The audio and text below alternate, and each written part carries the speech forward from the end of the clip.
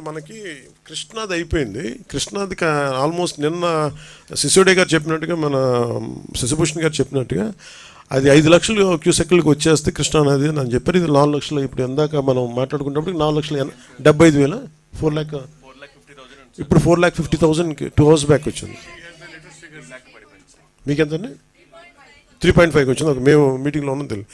So 3.5 కాదు. ఇప్పుడు ఏమైపోయింది, అటు మన గోదావరికి వస్తుంది. సో అది ఇప్పుడే నేను మన కాకినాడ జిల్లా కలెక్టర్ షణ్మోహన్ గారితో మాట్లాడాను. మెయిన్ ప్రాబ్లం అంటే ఎర్రకాలువ దగ్గర నుంచి, అలాగే శుద్ధగడ్డ వాగు దగ్గర నుంచి, ఈ శుద్ధగడ్డ వాగు నుంచి కొంచెం కొండల్లో పడేదంతానేమో శుద్ధగడ్డ వాగుల ద్వారా అది వరద వచ్చేస్తుంది. వాటికంటే కూడా ఇప్పుడు ఎర్రకాలువలో ఈ నీళ్ళు వదిలేస్తూ ఉన్నారు. ఇది ఆల్మోస్ట్ 20 lakhs క్యూసెక్స్కి వచ్చేసింది. అందుకని ఈరోజు 3 గంటలకి రిలీజ్ చేస్తాం. ఎర్రకాలం మనం మాట్లాడదా మన ధవళేశ్వరం. ఇప్పుడు మన 19,000 క్యూసెక్స్కి వస్తే అది రిలీజ్ చేస్తామని చెప్పేశారు. అది 20,000 రీచ్ అయిపోద్ది. అది వదిలేస్తాం, ఇప్పుడు 3 o'clockకి వదిలేస్తామని చెప్పారు. సో వెంటనే నేను కాన్ఫరెన్స్ కాల్ మాట్లాడి అందరికీ చెప్పడం జరిగింది. కలెక్టర్ గారితో మాట్లాడాను. ముఖ్యంగా గొల్లప్రోల్లో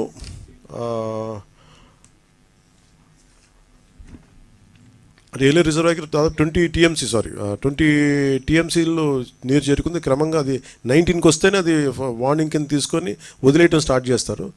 మొన్న ఒక 1 month బ్యాక్ కూడా ఇదే పరిస్థితి వస్తే అది వదిలేద్దాం అనుకునే పరిస్థితిలో కూడా కొంచెం అలర్ట్ చేసినా కానీ అదృష్టవశాత్తు రాలేదు.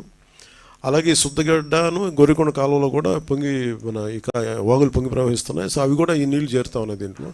అందుకని ముఖ్యంగా కలెక్టర్ గారితో మాట్లాడిందని పిఠాపురం నియోజకవర్గంలో ముఖ్యంగా ఈ గొల్లప్రోలు మున్సిపాలిటీకి సంబంధించిన ప్రజలని, రైతులు కొంచెం మీరు అలర్ట్ చేయండి అని చెప్పాం.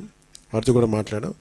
అలాగే అక్కడ గత ప్రభుత్వం చేసిన కాలనీల్లో అవన్నీ, గత ప్రభుత్వం చేసిన తప్పు ఏంటంటే, ఇప్పుడు ఈ రోజున మనం ఈ బుడమేరుతో ఎలా పెట్టుకుంటున్నామో దాదాపు 90% ఇవన్నీ ప్రత్యేకంగా ప్రజలు కానీ అక్కడ ఉన్న పరిస్థితులు కానీ ఎవరికాళ్ళు ఆక్యుపై చేసుకుంటూ వచ్చేసారు, లేదంటే లేఅవుట్లు వేస్తూ వచ్చేసారు. ఈరోజు మనం ఆ నీరు సహజంగా వెళ్ళాల్సిన నీరు అది విజయవాడ వైపు వచ్చేస్తుంది. కానీ గత ప్రభుత్వం చేసిన బిగ్గెస్ట్ మిస్టేక్ ఏంటంటే, వాళ్ళు స్థలాలు ఇస్తున్నాం అని చెప్పేసి అన్నీ మునిగిపోయే చోట్ల ఇచ్చారు. రేపు పొద్దున వరదలు కానీ వర్షం వచ్చినా మళ్ళీ వరదలు మునిగిపోయి మళ్ళీ కూర్చున్నది. ఆ రోజున ప్రభుత్వాలు మేమున్నా ఎవరున్నా కానీ ఇది గత ప్రభుత్వాలు గత దశాబ్దాలుగా జరుగుతున్న తప్పుల్ని వీళ్ళు ఇంటెన్షనల్గా ఇక్కడ లోతట్టు ప్రాంతాల్లో ఉన్నాయని చెప్పి కూడా వాళ్ళు స్థలాలు ఇచ్చేశారు. దానికి సంబంధించే ఇప్పుడు ఉదాహరణకి జగనన్న కాలనీ ఒకటి ఉంది, అది ముంపులో ఉన్న ప్రాంతాన్ని అక్కడ ఇచ్చేశారు. సో వాళ్ళకి ఇప్పుడు మేము ఇక్కడ నిత్యావసర వస్తువులు అందించాలని చెప్పాం. అలాగే ఈబీసీ కాలనీ కొన్ని ప్రత్యేకించి జియోగ్రఫికల్ కండిషన్స్, ఉదాహరణకి గొల్లపురంలో ఉండే ఈబీసీ కాలనీ, అది మొన్న కూడా నేను పర్యటించినప్పుడు కూడా వాళ్ళకి మాట ఇచ్చాం, మేము భవిష్యత్తులో దానికి కరెక్ట్ చేస్తామని చెప్పేసి. ఒకటి వాట్ వాజ్ ఇది, ఆ EBC colony, Surampeta railway station area, Sitanagaram, Lakshmanapuram, Mallavaram, Vizianagaram, AK Mallavaram గ్రామాలని ప్రజల్ని అప్రమత్తం చేయమని చెప్పి మన కలెక్టర్ గారు షణ్మోహన్ గారితో మాట్లాడాం. అలాగే ముంపు గ్రామాలు ఏదైనా ప్రజలకు అవసరమైన ఆహారం కానీ, డ్రింకింగ్ వాటర్ ఒకటి, మనకి మెడిసిన్ ఇవన్నీ కూడా అందుబాటులో ఉంచమని చెప్పాం. సో ఇవి కూడా అలాగే నేను ప్రత్యేకించి పార్టీ తరపు నుంచి నేను కూడా కాన్ఫరెన్స్ కాల్ మాట్లాడి మా నాయకుల్ని, మా కార్యకర్తలని, మా జన సైనికుల్ని, వీర మహిళల్ని కూడా ఈ చర్యల్లో సంసిద్ధంగా ఉండమని, అంటే ఏదైనా అవసరమైతే సంసిద్ధంగా ఉండమని తెలియజేసుకుంటున్నాం. అంటే ఇది మనకి హైడ్రా లాంటి వ్యవస్థ ఇప్పుడు ఒకటి prevention is better than cure కదండి.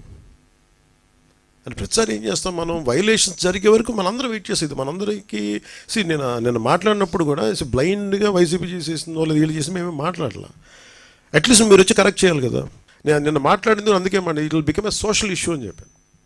చాలామంది ఆర్థిక పరిస్థితులు చిన్న భిన్నం అయిపోతాయి. అలాంటి వాళ్ళకి ఏం చెప్పాలి, ముందే ఇది చాలా స్ట్రిక్ట్ గైడ్లైన్స్. అందుకనే bureaucracy should be extremely alert and powerful. వాళ్ళ బాధ్యత వాళ్ళు నిర్వర్తించాలి. అందుకని ఇప్పుడు రేవంత్ రెడ్డి గారు ముఖ్యమంత్రి వచ్చి ఇప్పుడు ఏమంటారు, కొట్టేస్తూ ఉంటారు.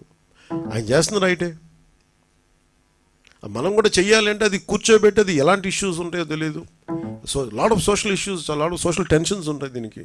సో దీన్ని కొంత పెర్స్యూజివ్ మెథడ్స్లో చెప్పాల్సి వస్తే, కొన్నిసార్లు కొట్టాల్సి వస్తే, ఇట్ ఆల్ డిపెండ్స్. ఎందుకంటే ఒక హైబ్రిడ్ మెథడాలజీ ఆలోచించాలి, కానీ దీన్ని ఎలా హ్యాండిల్ చేయాలి అనేది కొంచెం చూడాలి. ఇది క్వైట్ డిఫికల్ట్. కాకపోతే అది అట్లీస్ట్ నేను ఏమంటానంటే, జరిగింది కట్టేసి ఒక పద్ధతి, జరగకుండా చూడటానికి భవిష్యత్తులో ఇప్పుడు మనం అన్ప్రెసిడెంటెడ్ ఫ్లడ్ ఎఫర్ట్ చూసాం. మనం అన్ప్రెసిడెంటెడ్ లాస్ట్ 50 yearsలో మనం చూడాలి. ఇంకొన్ని డేటా ప్రకారం 200 yearsలో కూడా కొన్ని ఈ ఏరియాలో చూడలేదని రికార్డ్స్లో ఉన్నాయి, ఇందాక పొద్దున్న చూస్తూ ఉంటాయి. So for example will let us take 50 years record. ఈ 50 సంవత్సరాలు ఇంత అబ్నార్మల్ మనకి ఇలాంటి ఫ్లడ్ సిచ్యువేషన్ రాలే. ప్రతి 10 సంవత్సరాలకి ఈ నివాసాలు పెరిగిపోవటం, సహజంగా నది వాగులు వంకలు పొంగితే వచ్చి సహజంగా అది రీచ్ అయ్యి సముద్రానికి వెళ్ళాల్సే ఈ పరివాహక ప్రాంతాలన్నీ ఇళ్లతో నిండిపోవడం, ఆటోమేటిక్గా అటు తన్ని అవి వెళ్ళాల్సిన చోట కాకుండా లోపల నగరానికి వచ్చేసినాయి. సో దీనికి ఒక్క మెథడ్ ఏంటంటే, నేను మాట్లాడుతున్నప్పుడు కూడా ఈరోజు మనం ఒక వరద వచ్చింది మాట్లాడుతున్న ప్రిన్సిపల్ సెక్రటరీ గారితో కూడా అదే, మన శశిభూషణ్ గారితో అదే ప్రత్యేకంగా చెప్పడం జరిగింది. ఈరోజు మన వరదలు వచ్చినాయి, ఓకే మనం కరెక్ట్ చేస్తాం, ముందుకెళ్తాం. కానీ preventive methods it should be like environment and forest and environment government of India ఎలా పనిచేస్తాం అలా పనిచేస్తే ప్రతిదీ everything should be on record. ఉదాహరణకి మీ శాటిలైట్ ఇమేజరీ ద్వారా ఇప్పుడు బుడమేరు ఇలా వస్తుంది అంటే ఈ చుట్టుపక్కల మొత్తం అట్లీస్ట్ ఇప్పుడు ఎంత ఆక్యుపేషన్ గురైంది, లేదంటే ఇది సహజ స్థితి ఒక రెడ్ మార్కర్ పెట్టి దానికి కలర్ కోడ్ పెట్టి ఇది ఇక్కడ దాకా రావాలి, ఇక్కడ దాకా దీని స్టార్టింగ్ పాయింట్ ఇది, దీని పాయింట్ ఆఫ్ ఇన్సెప్షన్, దీని ఎన్ని రీచింగ్ పాయింట్ ఇది, ఈ మధ్యలో ఎన్ని గ్రామాలు ఉన్నాయి, ఎన్ని పంచాయతీలు ఉన్నాయి, ఎన్ని మున్సిపాలిటీలు ఉన్నాయి, ఎంత వైలేషన్ జరిగింది, ఇవి ఫోటోగ్రాఫ్ తీసి ఒకటి హైబ్రిడ్ అంటే ఒక పర్సియస్ మెథడ్స్ అవ్వచ్చు, కొన్నిసార్లు కంపెన్సేషన్ పే చేసి వాళ్ళకి ఆల్టర్నేటివ్ చూపించి చేయొచ్చు. ఏదో ఒక 2-3 అంటే మన హైడ్రాలాగా ఒక్కటే నాకు తెలుసు పనిచేస్తుంది నేను అనుకోవట్లేదు, ఎందుకు కోర్ట్స్కి వెళ్ళినప్పుడు ఎన్ని ఉంటాయి. బట్ ఏ సంథింగ్ ఒక హైడ్రా అనేది ఖచ్చితంగా అలాంటి యాక్షన్ ఖచ్చితంగా ఉండాలి, అది ఒకటి ఖచ్చితంగా ఉండాలి. చాలామంది మనకి చూస్తే చెరువులు ఆక్యుపై చేశారు, చాలామంది నాయకులు ఆక్యుపై చేశారు. అవి ఎలా కొట్టాలి, వాళ్ళకి కూర్చోబెడితే ఎవ్రీవన్ ఈజ్ పవర్ఫుల్ ఆ ఏరియాల్లో. సో వాళ్ళని కూర్చోబెట్టి కొంత కన్విన్స్ చేయాల్సి వస్తే వాళ్ళని విల్ఫుల్గా మన భూదాన్ మూమెంట్ లాగా వాళ్ళ సొంత భూములు ఇచ్చారు, మన భూములు మనకి భూదాన్ మూమెంట్ అలాగా వీళ్ళు చేసిన వయలేషన్స్ని వీళ్ళే స్వచ్ఛందంగా ఒప్పుకొని బయటికి వెళ్ళిపోయి ఇల్లు వాళ్ళే కూల కొట్టేసుకోవటం, అలాంటిది ఒక మెథడాలజీ. లేదంటే మిడిల్ క్లాస్ ఉంటారు, వాళ్ళు తెలియదు, వాళ్ళ అపార్ట్మెంట్ లేదు, డబ్బులు దొరుకుతుంటే ఇల్లు కట్టేసి ఉంటారు, వాళ్ళు నలిగిపోతారు. సో వాళ్ళకి ఏం చేయాలి, ఇట్లాగే చాలామందిని ఒక హ్యూమనిటేరియన్ ఆస్పెక్ట్ కూడా దీంట్లో చూడాలి. చాలామంది వాళ్ళు రిటైర్మెంట్ డబ్బులన్నీ పెట్టి వచ్చిన అపార్ట్మెంట్ కొనుక్కుంటారు. సో అట్లాగా ఈ నదీ పరివాహక ప్రాంతాలంటే మొన్న నేను ఉదాహరణకి ఒక చిన్న వైలేషన్ జరిగింది. ఫారెస్ట్ డిపార్ట్మెంట్ అటవీ శాఖ పరిధిలో ఉండే అడవిలో ఒక చిన్నపాటి వైలేషన్ జరిగితే ఎంత క్లియర్ కట్గా ఉంది అంటే, నెల రోజుల ముందు లేని కట్టడం ఇప్పుడు వచ్చేసింది అనేది చాలా క్లియర్ కట్గా శాటిలైట్ ఇమేజరీ తోటి చాలా చూపించారు.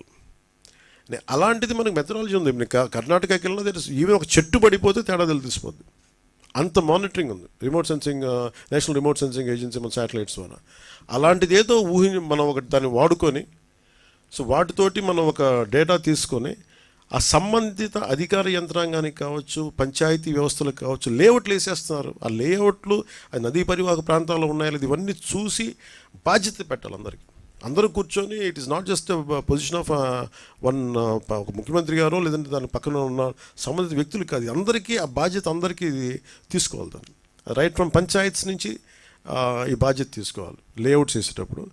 అలాగే లోకల్ పొలిటికల్ లీడర్స్ కూడా ఇప్పుడు వాళ్ళు ఆలోచించాలి. ఇలాంటి ఇల్లుని మనం ఎంకరేజ్ చేస్తే భవిష్యత్తులో మనకి ఏం జరగబోద్దు అనేది అందరూ తీసుకొని అధికార యంత్రాంగాన్ని భయపెట్టేసిన తర్వాత ఎవరికాళ్ళు ఒక ఏమంటుందని దాని కైండ్ ఆఫ్ మజిల్ పవర్ తోటి నెట్టుకొని వెళ్ళిపోతే వచ్చిన సమస్యలు ఇవన్నీ. అలాంటివి చేయాలంటే we have to empower bureaucracy, we have to tell them it is their right to why they should stop it. వాళ్ళకి ఎందుకు కట్టకూడదు అనేది మనం ఎంపవర్ చెయ్యి.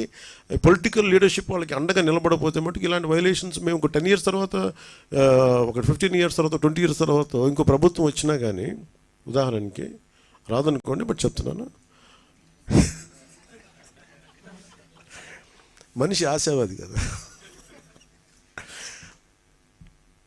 సో వాళ్ళకు కూడా ఇబ్బంది, అంటే మాకు కూడా భవిష్యత్తులో అందుకే ఇప్పుడు నేను కరెక్ట్ చేయాలనేది మేము చాలా మా నిబద్ధతతో అనుకుంటున్నాం. సో అందుకని ఎలా చేయాలనేది మీకు తెలియజేస్తాం. మనం అందరం ఇన్ఫర్మేషన్ షేరింగ్ చేసుకుంటాం ఖచ్చితంగా మీతోటి.